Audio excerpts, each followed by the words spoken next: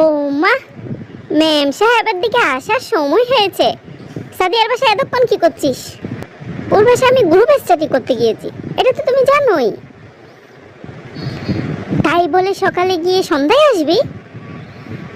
হ্যাঁ মা, আসলে সত্যি কথাটা কি জানো, ওর বাসায় না এসি আছে, তাই কিছুতেই আসতে মন চাচ্ছে না।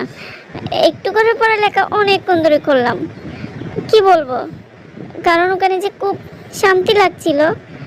তুমি তো কিপটা কিপটা, বাবা কোনো বলে একটা এসি তো লাগাবে না, সেজন্য এখন একদম পেট ভরে এসির বাতাস কি এলাম।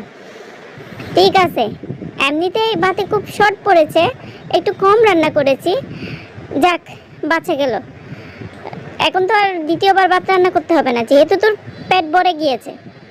মা, তুমিও না পারো, এত কথা না বলে সুজা বাবাকে কালকে বলবে যাতে একটা এসি লাগায়।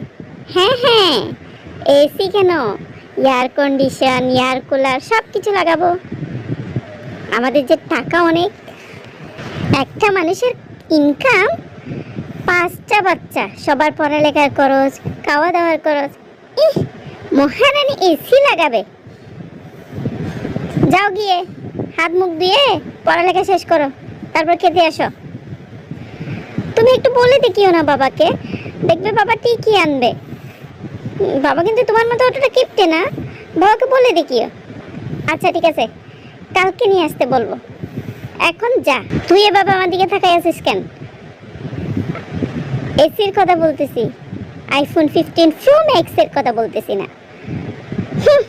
সে শুধু আমার দিকে তাকাই থাকবে আর আমার পিছনে ক্লিপ লাগাবে। হ্যাঁ আপু, আমি তোর পিছনে ক্লিপে লাগাই, তুই বরং আমাকে একদম সহ্য করতে পারিস না। আজকে না স্কুলে অনেক গরম ছিল, বিশ্বাস করো, যে প্রাণটা একেবারে বের হয়ে যেতে চেয়েছিল। উফ, এত গরম, বাইরে খুব গরম। তো আপু, বাসায় এসি লাগানোর কথা বলতেছিস, যদি স্কুলে একটু লাগাতে বলতিস তাহলে তো যেদিকে যাস সেদিকে এসি হতো, শুধু এসি আর এসি। তুই চুপ কর। আম্মু, তুমি আব্বুকে এসির কথা বলেছিলে? কি বলিস আপু, তুই জানিস না এসি এনেছে আর তোর রুমেই লাগিয়েছে, যাতে তুই সব সময় এসির বাতাস। সত্যি বলছিস? আচ্ছা, আমি তোর একটা আদরের ভাই, কেন মিথ্যে কথা বলবো বল? সত্যি বলছিস তুই? আমার এসি লাগিয়েছে? কই কই কই দেখি তো। এগুলো এসি লাগিয়েছে, কাগজের টুঙ্কু দিয়ে এসি, আর এদিকে কাগজের টুঙ্কু দিয়ে রিমোট বানিয়ে রেখেছে। তোকে আজকে আমি শেষ করব।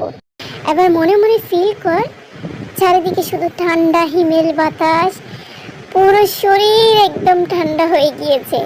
তাহলে দেখবি পুরো শরীর সত্যি সত্যি ঠান্ডা হয়ে গিয়েছে। আসলে মনের ঠান্ডাই তো বড় ঠান্ডা বল। ফাজিলের ঘরের ফাজিল, তুই সব সময় আমাকে নিয়ে দুষ্টামি করবি, আমাকে খেপাবি। তুই জানিস না আমি তোর বড়? দাঁড়া, তোকে আজকে শেষটা করবো আমি। দাঁড়া বলছি, দাঁড়া। পালাও পালাও পালাও, এই দজ্জাল মহিলার থেকে পালাও পালাও পালাও।